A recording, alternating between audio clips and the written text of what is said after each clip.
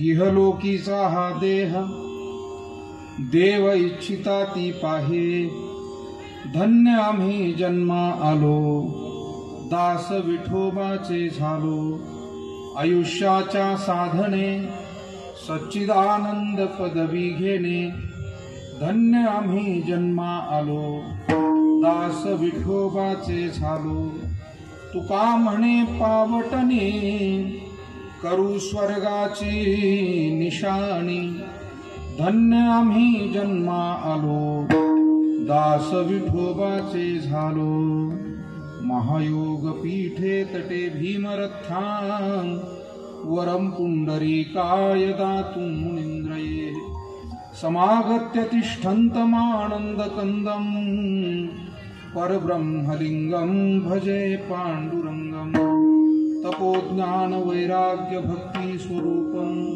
सदालंकृतं साधु संन्यासयोगं, मुखे अस्य वेदांत शास्त्रार्थनीतिं, नमो नारायण गिरिं ब्रह्मस्वरूपं, मस्तक हे पाया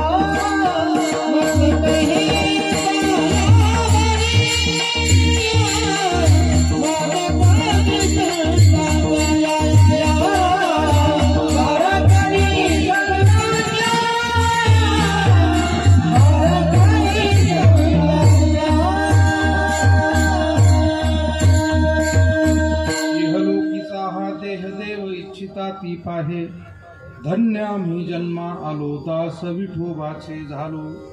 संत श्रेष्ठ जगद्वंदनीय जगद्गुरु श्री तुकाराम महाराज यांचा 4 चरणाचा अत्यंत महत्त्वपूर्ण असा हा अभंग आजच्या कीर्तन सेवेसाठी निवडला. जगद्गुरु तुकाराम महाराज या अभंगातून तुम्हा सर्व मानव मात्राला मिळालेल्या मनुष्य देहाचं महत्त्व समजावून सांगतायत. कधी कधी वस्तू प्राप्त असली तरी त्या वस्तूविषयीचं अज्ञान हे माणसाला अनेक प्रकारे दुःखाला कारण ठरतं, आणि म्हणून मनुष्य देहासारखा अनमोल लाभ पदरात पडूनही त्या मनुष्य देहाचं जर महत्त्व समजलं नाही तर मिळालेली ही अत्यंत जीवनातली सर्वोच्च संधी तुकोबारायांना असं वाटतं वाया जाईल. मनुष्य म्हणून आपली कर्तव्य काय, मनुष्य जन्माचं नेमकं परमध्येय काय, या अभंगातून समजावून सांगण्याचा प्रयत्न महाराजांनी या ठिकाणी केला. याही येत नाही, परंतु सर्वांचं प्रेम मात्र या कार्याच्या पाठीशी नक्की आहे. मी आपल्याला प्रस्तावनेमध्ये बोलून गेलो की मानवी जीवन हे प्रत्येकाला जरी लाभलेलं असलं तरी या जीवनाची सद्गती साधता आली पाहिजे आणि मागे सदकीर्ती ठेवता आली पाहिजे. 2 गोष्टी माणसाला जर जमल्या तर त्याचं जीवन यशस्वी झालं असं म्हणता येईल. यशस्वीता ही फक्त मनुष्य म्हणून जन्माला आल्यानं होत नाही. हे पहा, एखाद्या खेळासाठी एखादा संघ निवडला जातो. ज्यावेळेला संघ निवडला जातो त्यावेळेला त्यांचं कौतुक होतंच, पण खेळून झाल्यानंतर कौतुक कोणाचं होतं? संघ निवडला, कौतुक झालं, पण नंतर पुढे 1-2 महिने खेळ पार पडला आणि नंतर कौतुक कोणाचं? ज्यानं उत्तम खेळ केला त्याचं. मग नुसता निवड झाला म्हणून त्याचं नाव कोणी ध्यानात ठेवील का? नंतर उलट म्हणतील आता यांना बाहेर काढा.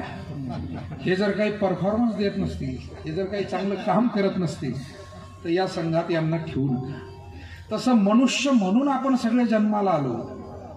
संतांनी ग्रंथांनी आपलं कौतुक केलं की धन्य भाग मानुष तनु पाया, नरदेह निधान लागले हाती, उत्तम सार उत्तम गती, देवाची होईल म्हणती ते होती, तरी का चित्ती न धरावे. जो नरदेह मिळाला तो अत्यंत भाग्यानं मिळाला. आपण भाग्यवान आहोत म्हणून आपल्याला मिळाला. आपलं कौतुक केलं, संतांनी केलं, शास्त्रांनी केलं. नाही नाही, जगातलं एक सर्वात मोठी उपलब्धी या नरदेहाच्या निमित्तानं आपल्याला लाभली. अनेक दुर्लभ गोष्टी जगात आहे, पण मला वाटतं त्यात सर्वात दुर्लभ काय असेल तर नरदेह आहे. नरदेह दुर्लभ जाणारे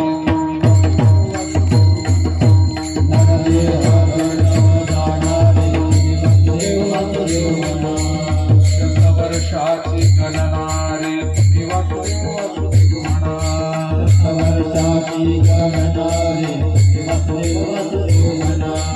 त्यामध्ये दुःख यातणारे वासुदेव वासुदेव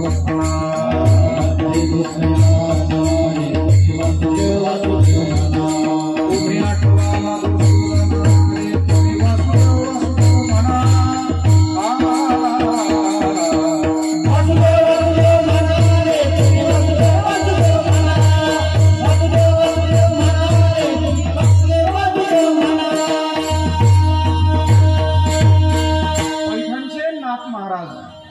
नरदेह किती दुर्लभ आहे समजावून सांगतो. नरदेह दुर्लभ जाना, ते म्हणतात जाणून घ्या, समजून घ्या, त्याच्याकडे लक्ष द्या. नाही तर काय होतं, एखादी दुर्लभ गोष्ट आपल्याला मिळाली पण त्याचं मोलच कळालं नाही तर दुर्मिळ वस्तूचाही आपल्याला लाभ घेता येत नाही. वस्तू दुर्मिळ आहे पण ती समजावी. एका माणसानं पूर्वीच्या काळी ज्वारी, बाजरी, कडधान्याची शेती जास्त व्हायची, धान्याची शेती व्हायची.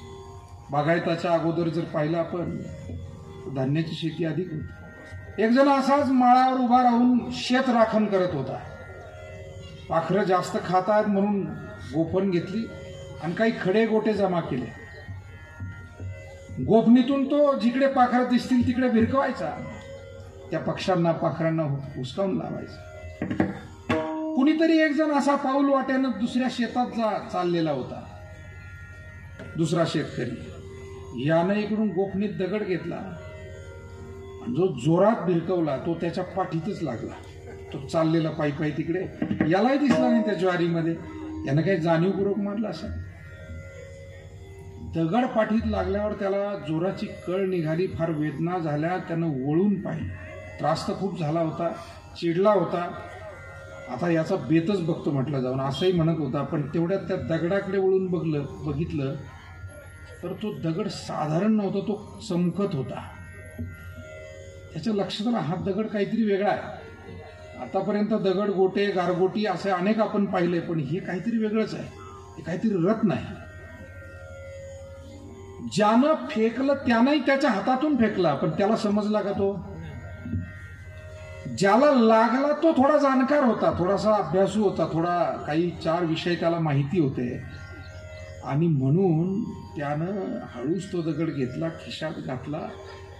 जड जवाहीर सोनं नाणं जो विकतो, व्यापार करतो, अशा एकाला तो दाखवला. त्यानं सांगितलं, अरे याला जर पैलू पाडले तर हा एक चांगला हिरा होईल. हे रत्न आहे, हा हिरा आहे आणि त्याला चांगली किंमत त्याची मिळाली.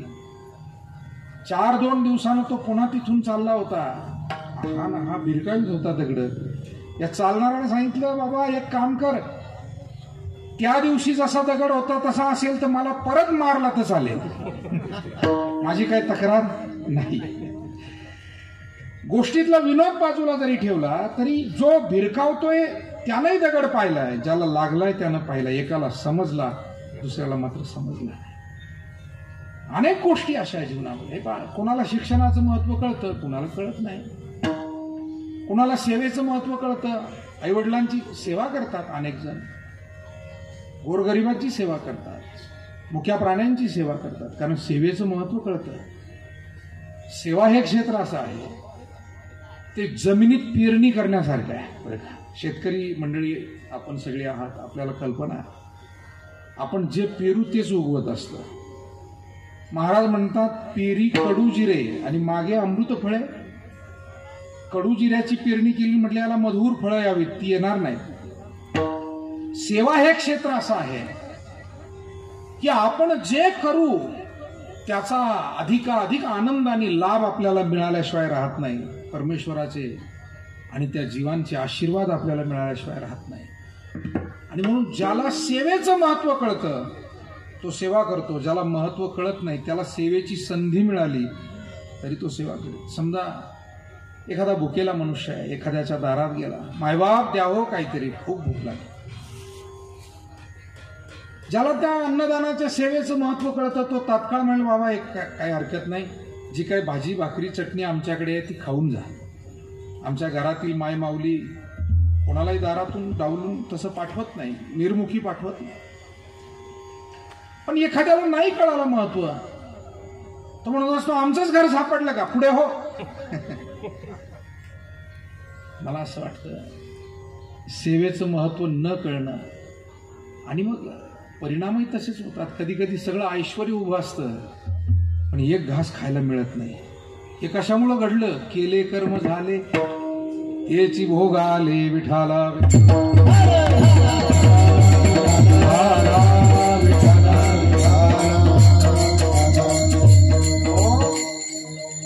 अनेक जगामध्ये अशा घटना आपल्याला पाहायला मिळतील की सर्व ऐश्वर्यात असताना सुद्धा माणसं एकाकी पडली. त्याचं कारण काहीतरी घडलंय पूर्वी. आणि म्हणून आपल्या जीवनामध्ये आपण जर चांगल्या कर्माची पेरणी केली तर उद्या त्याची फळं नक्की कधी ना कधी या जन्मात पुढच्या जन्मात ती चांगलीच मिळणार आहे. हे शास्त्र आम्हाला संत समजावून सांगतात. म्हणून मनुष्य देह मिळाला, जगद्गुरु तुकोबारायांच्या लक्षात आलं, भाग्यवान आहेत हे जीव, जन्म तर मिळाला आहे. पण दुर्भाग्यही महाराजांना असं वाटत होतं की अनेकांना तो कळालाच नाही. म्हणून मिळाला हे भाग्य आहे, पण कळाला तर परम भाग्य, कळाला नाही तर. आणि मग तुकाराम महाराजांनी एक सेवा करायची ठरवली, समाजाचं प्रबोधन करायचं ठरवलं की नाही कळाला, बिचारे अडाणी अज्ञानी समाज असतो, मग आपणच जाऊया ना, लोकांना त्याचं महत्व समजावून सांग. म्हणून जगद्गुरु तुकाराम महाराज या समाजामध्ये येऊन वेगवेगळ्या पद्धतीनं मनुष्य देहाचं महत्व त्यांनी समजावून सांगितलं. काही ठिकाणी मनुष्य देह हा भगवत कृपेनं चालतो अशा पद्धतीनं देहाचं महत्व सांगितलं. चाले हे शरीर कोणाची आहे सत्य, कोण बोलविते हरिविण देखवी.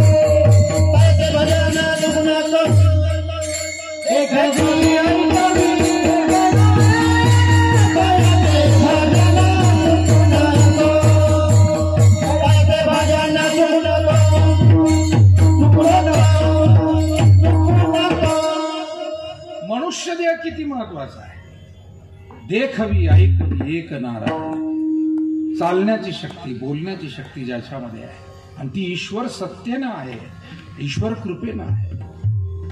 देहाचं महत्व सांगितलं. कुठे इतर सर्व देह जे पशु पक्ष्यांचे आहेत त्यांच्यापेक्षा हा देह सुंदर आहे हे समजावून सांगितलं. कुठे हा क्षणभंगूर आहे हे समजावून सांगितलं. पण आजच्या अभंगामध्ये मात्र जगद्गुरु तुकाराम महाराज सांगतात हा देह म्हणजे काय आहे, पशु पक्ष्यांपेक्षा श्रेष्ठ आहे यात नवल नाही. पण स्वर्गात गेलेले जे कोणी देव आहेत, आपल्याकडे स्वर्गलोक, मृत्यूलोक, वैकुंठलोक, कैलासलोक अशी वर्णनं ग्रंथामध्ये केलेली आहे. आणि साधारणपणे स्वर्गाविषयी सांगत असताना ग्रंथांतरी जे वर्णन आहे ते असं आहे की पुण्यकर्म केलं की त्यातून स्वर्ग प्राप्ती होते, पापकर्म घडलं की नरक प्राप्ती होते, असं वर्णन आहे. म्हणजे पुण्य आणि त्यातलंही श्रेष्ठ पुण्य करून नुसते स्वर्गात गेले नाही तर स्वर्गात जाऊन देव झाले. समजून सांगण्यासाठी उदाहरण सांगू का, नुसते आमदार झाले नाही तर आमदार होऊन मंत्री झाले. आमदार तर झाले पण आमदार होऊन काय झाले, मंत्री झाले. नुसते मंत्री नाही तर कॅबिनेट झाले, नाही का. तसं पुण्य करणाऱ्या अनेक जण स्वर्गात जातात, पण त्या स्वर्गात ज्याचं अधिकाधिक पुण्य आहे, जैशी शतमक संपत्ती स्वर्गीची आहे, मक म्हणजे यज्ञ. 100 यज्ञाचं पुण्य पदरी पडलं की स्वर्गात जाता येतं, इंद्रपदही प्राप्त करता येतं, देवपदही प्राप्त करता येतं. आणि म्हणून जे स्वर्गात जाऊन देवपद प्राप्त केलेले आहे, जगद्गुरु तुकाराम महाराज म्हणतात मनुष्य देहाची तुलना जर त्यांच्याशी केली तर त्यांच्याही दृष्टीनं मनुष्यदेह श्रेष्ठ ठरतो. त्याचं कारण असं आहे की स्वर्गात गेले, देव झाले, परंतु तिथे त्यांना पुण्य सत्कर्म करण्याचा अधिकार नाही.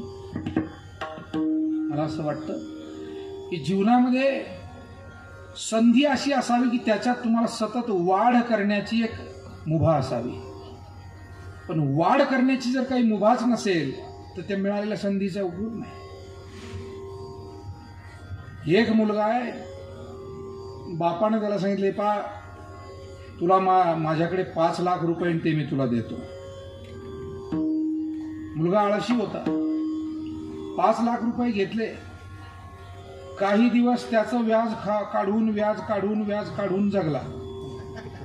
नंतर व्याजही पूर्ण मुद्दलालाच हात घालायला लागला.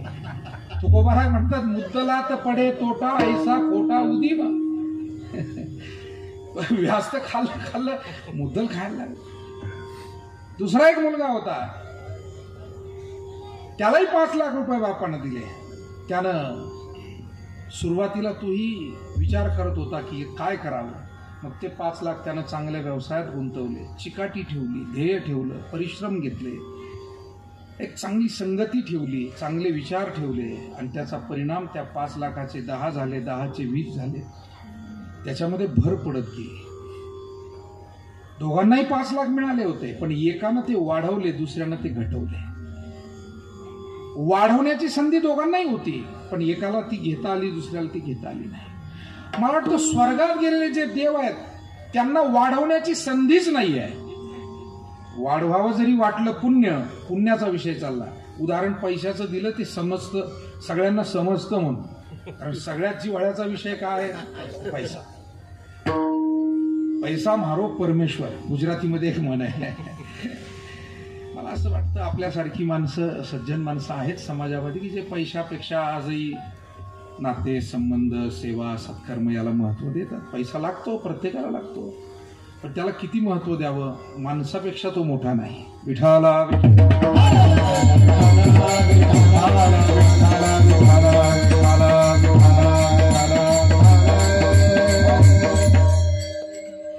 स्वर्गात पुण्य करून स्वर्गात गेले, पण तिथे गेल्यावर आता पुण्य करण्याची संधी मात्र त्यांना उरलेली नाही. मनुष्य हा मृत्यूलोकातच आहे, पण मृत्यूलोकात राहून त्याला पुण्य करण्याची संधी, सेवा करण्याची संधी, आशीर्वाद घेण्याची संधी, आनंद मिळवण्याची संधी, भक्ती करून ब्रह्मानंदापर्यंत पोहोचण्याची संधी नाही. मनुष्याला देव होण्याची संधी. देवची होईल म्हणती ते होती, तरी का चित्ती न धरावे. मग एवढी मोठी जर संधी मनुष्याला असेल, मग तुकाराम महाराज या मनुष्य देहाला संधी म्हणतात. बरवी हे वेळ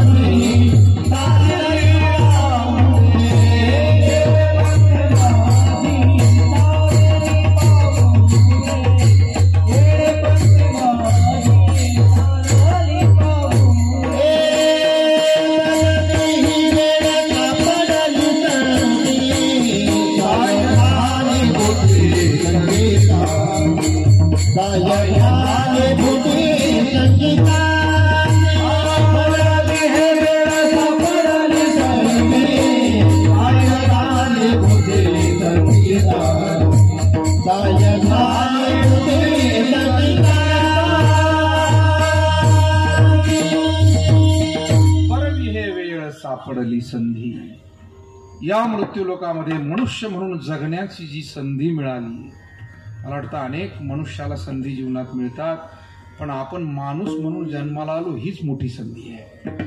बाकीची एखादी संधी हुकली तरी नाराज होऊ नका. बऱ्याच वेळा नाराज होतो मनुष्य, नाही बुवा थोड्यावरून गेलो, कोणत्याही क्षेत्रात. आता तुम्ही डोकं लावा, थोड्यावरून कुठे. पण एखादा विद्यार्थी असतो, तो म्हणतो 2 मार्क कमी पडले नाही तर मला तिथे नंबर लागत होता. हरकत नाही, काय की थोडंसं कमी जास्त हे जीवनामध्ये होत राहणार आहे. त्यामुळे त्या संधीचा फार विचार करू नका. त्याच्यात नकारात्मक जे नाही घडलं जीवनात त्याचंच जर चिंतन कराल तर जे घडायचे तेही राहून जाईल. जे नाही घडलं, कारण परमेश्वर सगळंच तुम्हाला एकट्याला कसं देईल? तो काही कुणाला देईल, काही कुणाला देईल. तुम्हालाही काहीतरी दिलंय, पण जे दिलंय त्याच्याकडे पाहा ना. शहाणी माणसं काय, जे वाढलंय ते प्रेमानं खातात. शहाण्यांचं बाकीचं मग एखादा याला हाक मारील, त्याला हाक मारेल, अरे हे येऊ दे, ते येऊ दे, त्याचं लक्ष तिकडंच. जे वाढलं त्याच्याकडे लक्षच नाही. मला वाटतं उदाहरणं जरी छोटी छोटी वाटली तरी जीवनाचं तत्वज्ञान याच्यामध्ये लपलेलं आहे. आपल्याही घरामध्ये जे सुख आहे ते आपण अनुभवलं पाहिजे, त्याच्याकडे लक्ष दिलं पाहिजे. एखाद्याकडे संपत्ती कमी असेल पण त्याची प्रकृती चांगली असते, हे सुख आहे, ध्यानात घ्या. प्रकृती चांगला असणं हे सुद्धा काय सुख आहे. एखादी प्रकृती थोडी खराब असेल परंतु संतती चांगली असते. दिलेलं आहे परमेश्वरानं काही ना काही, पण आपण काय करतो, जे नाही ना त्याच्याकडे पाहत बसतो. हे मानसशास्त्रावाले समजावून सांगतात ना की एक ग्लास असा टेबलवर ठेवलेला आहे आणि त्याच्यात अर्ध पाणी आहे, आणि 2 माणसांना प्रश्न विचारला. एकाला विचारलं, का हा ग्लास जो टेबलवर आहे तुम्हाला कसा दिसतो? तो म्हणाला, ग्लास चांगला आहे बरं का, पण अर्धा रिकामा आहे. एक जण म्हणाला. दुसरा म्हणाला, ग्लासही छान आहे आणि शिवाय अर्धा भरलेला आहे. आता ग्लास तोच आहे. तरुण सागरजी महाराजांनी एक उदाहरण सांगितलं. ते म्हणाले, एक माणूस म्हणाला, काय बा जगामध्ये काही खरं नाही. 2 अंधाऱ्या रात्रीच्या मध्ये एक उजेडाचा दिवस आहे. 2 अंधाऱ्या रात्री असतात आणि त्याच्यामध्ये आता दिवस आहे, म्हणजे काल रात्र होती की नाही, आता पुन्हा संध्याकाळपासून रात्र सुरू, म्हणजे 2 रात्रीच्या मध्ये एक दिवस झाला की नाही. तो माणूस म्हणला, असंच आहे जगामध्ये, वाईटच जास्त आहे आणि चांगलं कमी आहे, अंधारच जास्त आहे आणि उजेड कमी आहे. दुसरा म्हणला, मला तसं दिसत नाही. कसं दिसतंय? म्हणाले, 2 उजेडाच्या दिवसामध्ये एक रात्र आहे. आता कोणाचं खरं आणि कोणाचं खोटं? दोघांचंही खरं आहे. तो म्हणला 2 उजेडाचे दिवस आहेत आणि त्याच्यामध्ये एक रात्र येते, म्हणजे चांगलं भरपूर आहे अजूनही, वाईट थोडंफार असलं म्हणून काय झालं. मला वाटतं परिस्थिती तीच असते, आपली मनस्थिती आपण कशी ठेवायची हे आपल्या हातात आहे. विठाला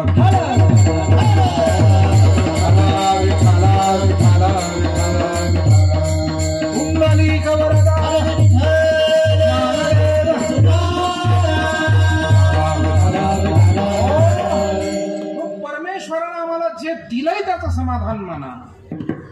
संस्कार करणारे मायबाप दिले, प्रेम करणारे मित्र, स्नेही, नातेवाईक, परिवार दिला. अनेक गोष्टी आपल्याला त्यानं जाणे. मुळात म्हणजे सर्वात महत्वाचा, ज्या देहाच्या माध्यमातून उद्धार करून घेता येतो, ज्या देहाच्या माध्यमातून सत्कर्म करता येतात, सद्गतीही प्राप्त करता येते आणि सद्कीर्तीही मागे शिल्लक ठेवता येते, तो मनुष्य देह. म्हणून तुकाराम महाराज म्हणाले, असा हा मनुष्य देह आहे की ज्या देहाची देवांना इच्छा आहे अभंगाचं पहिलं.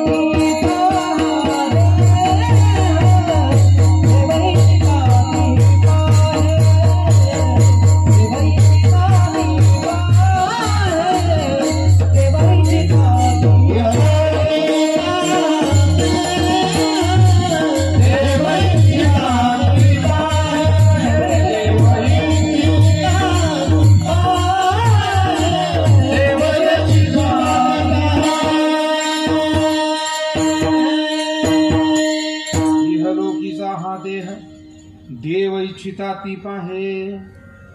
या देहाची देवांना इच्छा आहे. मला असं वाटतं काय कधी कधी शहराच्या झगमगाटात राहणाऱ्या माणसाला जसं आपल्यासारखं खेड्यातलं वातावरण आवडावं, मला वाटतं कोरोनानं तर हे आता जास्तच समजावून सांगितलंय, सिद्ध करून दिलंय की तुम्ही कृत्रिम कितीही काही करा ते खरं नाही आहे. जे नैसर्गिक आहे तेच खरं आहे.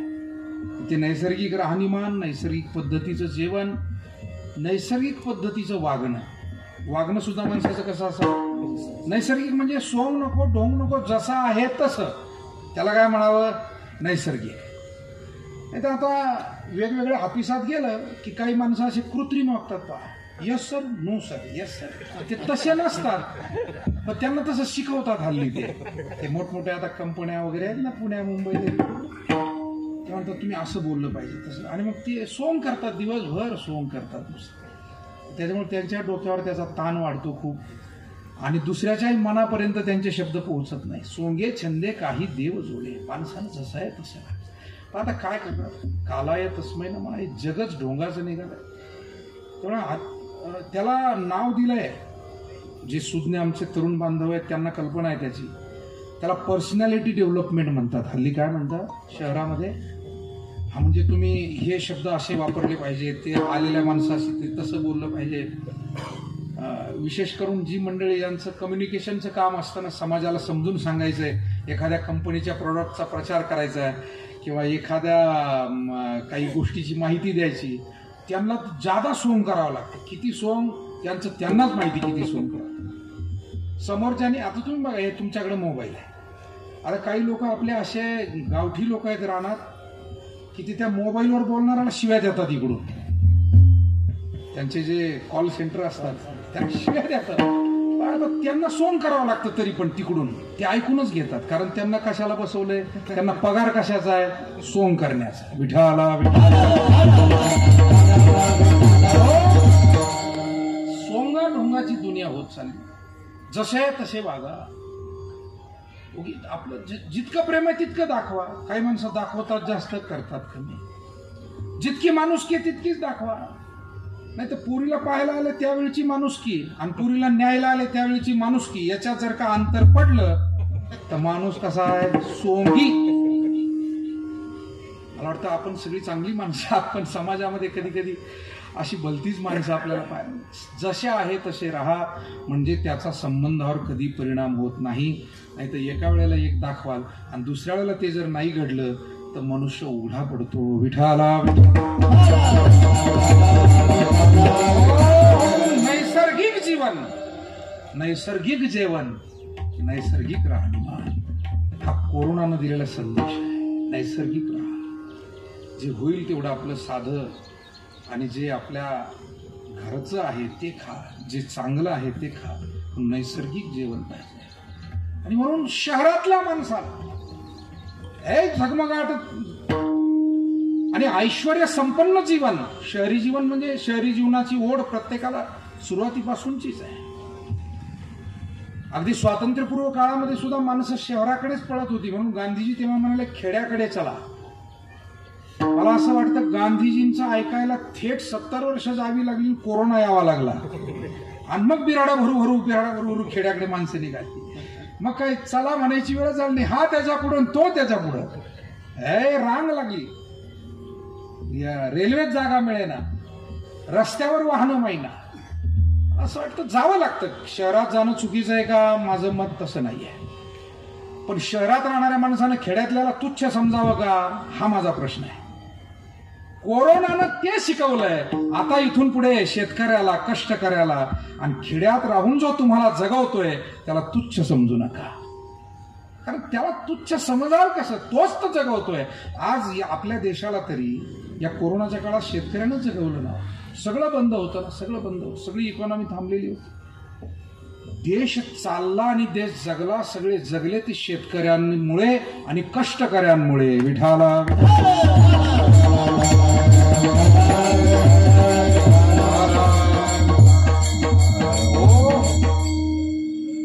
म्हणजे कधी कधी मोठं वैभव संपन्न जीवन असेल तरी साधं जीवन त्याच्यापेक्षा श्रेष्ठ असतं. तसं इहलोकीचा हा देह देव इच्छिताती. देवांना तिथे काही कमी नाही आहे. काय आहे तिथे?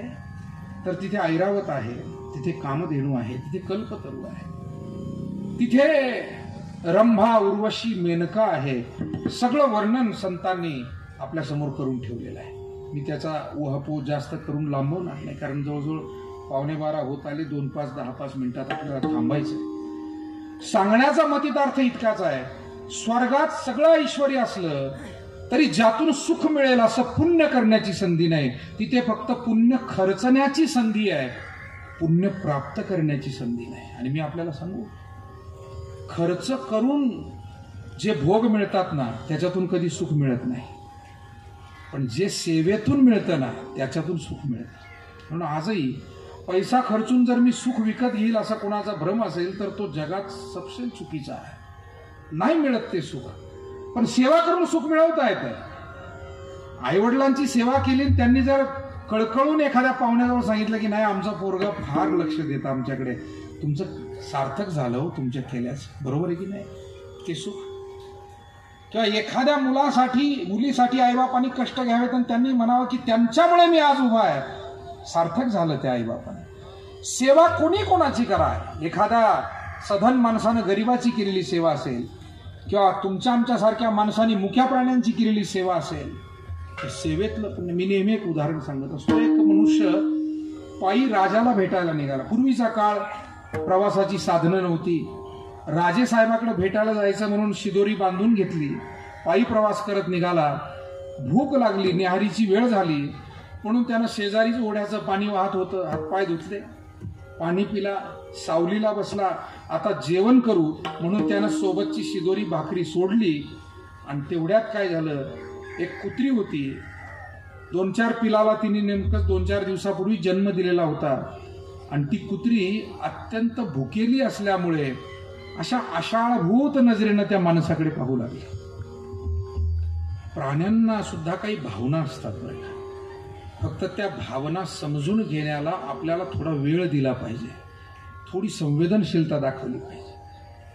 आणि म्हणून त्या कुत्रीनं जेव्हा त्याच्याकडे नजर टाकली आणि याची नजर गेली, याच्या लक्षात आलं, अरे लहान लहान पिलं आहेत, जंगलामध्ये कोण भाकरी दिली या कुत्रीला, बहुतेक या पिलांना दूधही मिळत नसावं असा विचार केला. आणि त्यानं असलेली सर्व भाकरी तुकडे करून त्या कुत्रीच्या समोर नेऊन टाकून दिली. पुन्हा एकदा ओंजळभर पाणी पिला आणि पुढच्या प्रवासाला निघून गेला. त्यानं विचार केला, मी माणूस आहे, तोंडानं मागून घेईल कुठेही, पण हा मुका प्राणी कुठे जाईल, असं म्हणून तो गेला. राजाच्या दरबारात गेला. पूर्वी राजेशाही पद्धत असायची. आणि सांगितलं, मी एक गरीब शेतकरी माणूस आहे राजेसाहेब, काही मदत तुमच्याकडे मिळावी म्हणून आलोय, थोडा अडचणीत प्रपंच आहे माझा, कष्ट करील, पुन्हा मी तुमचं परतफेड करील, पण मला काही मदत करा. राजा म्हणाला, तुझ्याकडे तारण द्यायला काय आहे? म्हणलं, काहीच नाही माझ्याकडे, आता तर जमिनीची कागदपत्र, थोडी जमीन आहे, ते कागदपत्रही नाही, सोनं नाणं माझ्याकडे नाही. राजाला मदत करायचीच होती. राजा म्हणला, एक काम कर ना गड्या, तू शेतकरी माणूस आहे, वारकरी दिसतोय, तुझं पुण्य मला दे. तो म्हणला, राजेसाहेब पुण्यही काय केलं मी, माझ्या जीवनात ना कधी काही मोठं अन्नदान घडलं, ना काही सेवा घडली, ना काही मोठी तीर्थयात्रा, चारीधाम, साधा माणूस आहे. नाही म्हणजे तुझ्याकडे काहीतरी पुण्य असेल. तेवढ्यात एक ज्योतिषी तिथं बसलेला होता, भविष्यकार. त्यानं या गरीब माणसाकडे पाहिलं, त्याच्या काहीतरी लक्षात आलं. तो ज्योतिषी म्हणला, राजेसाहेब, या माणसानं यज्ञ केलेला आहे, यज्ञाचं पुण्य याच्या नावावर जमा आहे. तो म्हणू लागला, अहो माझी गरिबाची चेष्टा करू नका, मी कधी यज्ञ केला नाही, मला कधी एवढं पुण्य घडलं नाही. ज्योतिषी म्हणाला, माझंही ज्योतिष कधी खोटं ठरलेलं नाही, मला स्पष्टपणे दिसतंय की तुझ्या हातून यज्ञ घडलेला आहे. आणि मग त्यानं सांगितलं, बरोबर आहे, एका भुकेल्या जीवाला मी माझी वाट्याची जी भाकरी होती ती दिली, कदाचित परमेश्वरानं ती भाकरी दिल्याच्या मोबदल्यामध्ये यज्ञाचं पुण्य माझ्या नावावर जमा केलं. मला असं वाटतं, सेवा ही अशी सुख देते. मला सांगा, हे सुख पैशातून मिळेल का? लाख खर्च केले, कोटी खर्च केले, तरी त्या कुत्रीला याच्या भाकरीतून जे समाधान झालं, मला वाटतं कोटी रुपयापेक्षा ते कितीतरी मोठं आहे. आणि म्हणून स्वर्गामध्ये पुण्य खर्च करण्याची संधी आहे, पण स्वर्गामध्ये पुण्य प्राप्त करण्याची संधी नाही. हाच मुद्दा आहे. म्हणून इहलोकीचा हा देव इच्छिता देवांना वाटतं इथे भजन करता येतं, आईवडिलांची सेवा करता येते, एकमेकांना मदत करता येते, अनेकांचे आशीर्वाद घेता येतात. नाही भक्ती करून देवपद आणि ब्रह्मपद ब्रह्मानंद प्राप्त करता येतो. तुकोबाराय म्हणतात आमचं जीवन त्या दृष्टीने धन्य ठरलं. धन्य आम्ही जन्मा आलो, दास विठोबाचे झालो. विठोबा रखुमाई,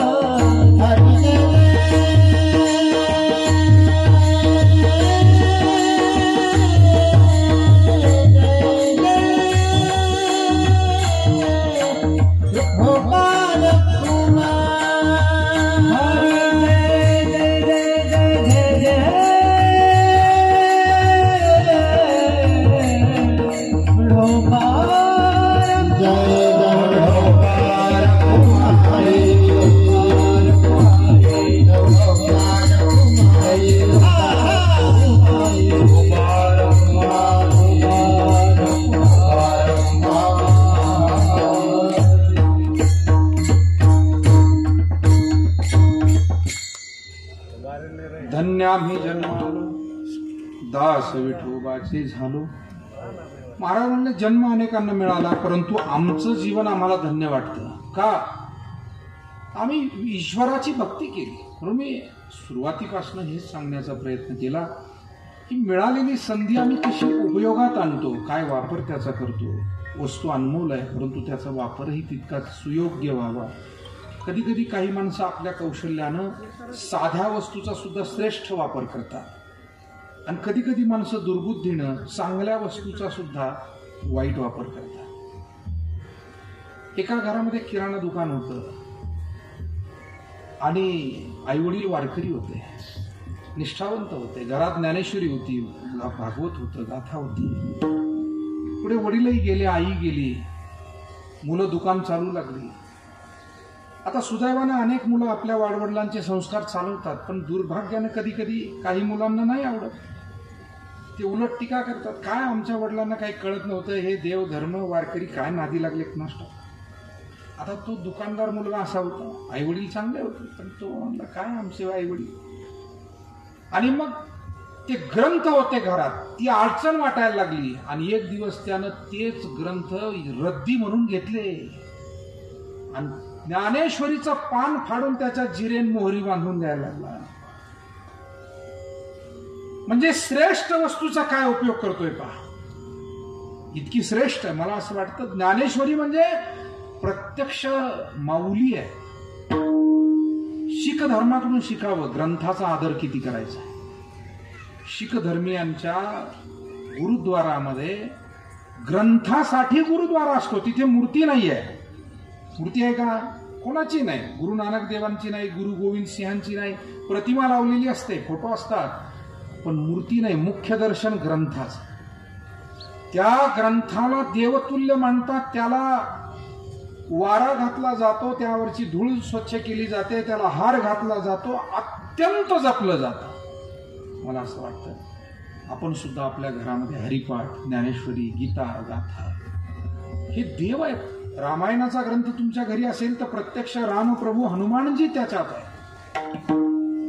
तुकोबारांची गाथा असेल तर प्रत्यक्ष तुकाराम महाराज आहेत. भागवत असेल तर भगवान श्रीकृष्ण परमात्मा त्या रूपाने आपल्या घरात. तेव्हा आपण उपयोग कसा करतो याला फार महत्व आहे.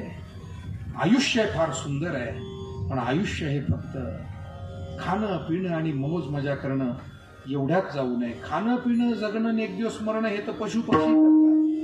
पण त्याच्या पलीकडे काहीतरी आयुष्यात मिळवायचे आणि ते तुकोबाराय सांगतात, आयुष्याच्या साधने सच्चिदानंद पदवी घेणे, परमात्म स्वरूपाला प्राप्त होणं.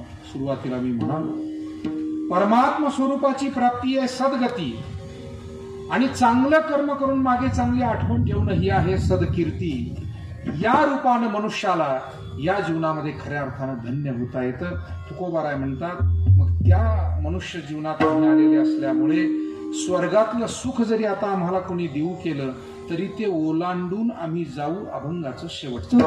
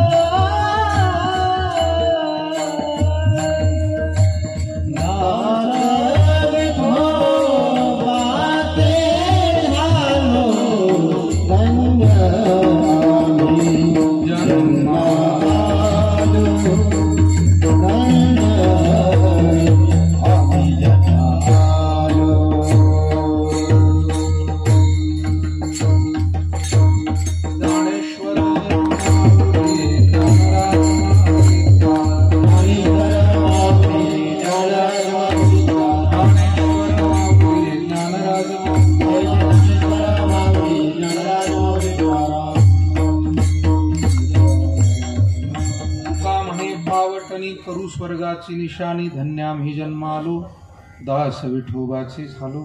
तुकोबारायांच्या या अभंगावर यथामत यथावकाश झालेली सेवा भगवत चरणी श्री गुरूंच्या चरणी समर्पित करून सेवेला पूर्णविराम.